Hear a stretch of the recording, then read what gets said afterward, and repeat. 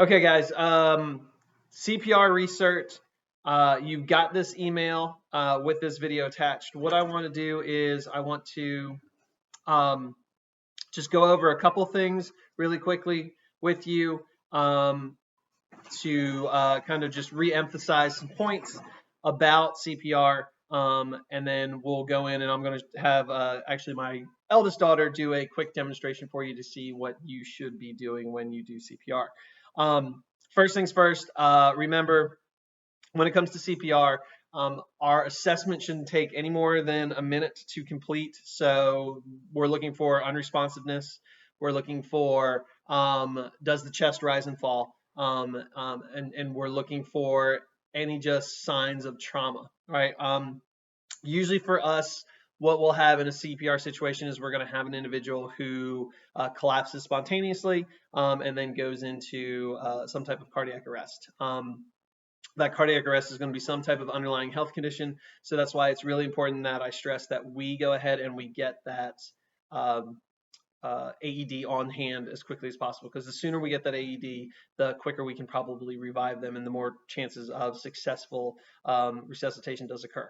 Okay. The other thing that I'm going to say right now in these times, obviously because we're doing this via internet message, is you want to have a protective barrier device on you to protect you from any type of transmission of disease. Okay, so again, that's why one of these pocket masks is going to be very important to make sure that you have a barrier device in place before you start CPR. Okay, it's not necessary, so you can still go mouth to mouth. The regulations do still allow for it, but for your safety and the safety of your potential victim, you're going to want to have these. The good news is that if you don't carry one on you, all of our first aid kits plus our AEDs come with one. All right, so make sure you get that as quickly as possible so you can start the process. If you are only going to do hands-only CPR, what that basically says is that you're eliminating the breaths. So you come in, you have a victim, they're down, you assess that they are not breathing and they're unresponsive, and they do not have a pulse. You just jump right into your compressions. Okay. So what Kate will demonstrate is she's going to demonstrate one cycle of 30 compressions, and she will give 2 breaths. Okay.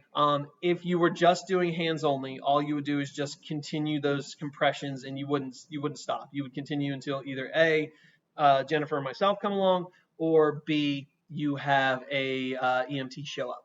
Okay, and you just continue to do compressions. Okay, that is effective CPR as well. The body does maintain a certain amount of oxygen just in it after collapse does occur. You just want to be aware that your time to get them to return or to get someone advanced medical care is going to diminish if you're not giving them breaths. They're only going to have about 4 minutes of reserve in place. So just keep that in mind if you're only going to do hands only. I'm going to go ahead and show you, or Kate's going to show you that compressions, that breathing, and then she's going to turn on the AED and show you how easy it is to apply it to the dummy. And again, I'd stress that AED getting there as quickly as possible, because again, the AED does a good job of coaching you on your CPR.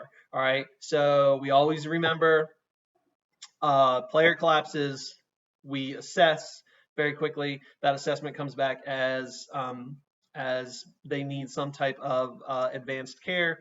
We call 911 to start that advanced care. We get our AED, and then we get them. We start our CPR. Okay, so we'll start with our 30 compressions, and then we go to our 2 breaths. We continue those cycles until either A, someone with more training comes along to relieve you, or B, you become too exhausted to be able to continue. Those are the 2 times that you stop. All right, so give me a second. I'm going to set up Kate on the demonstration. She's going to come in and do a quick video for you. All you need to do is watch this video and then email me back with an email address that you are likely to check every day, because your card will come through that way, email. All right, and so if you don't check it every day, you could miss it. All right, and so we want to make sure that you get those cards back to Sean as quickly as possible so that we can get those coaching cards ordered and ready to go. All right, so in a few minutes, here comes Kate, and we will show you CPR.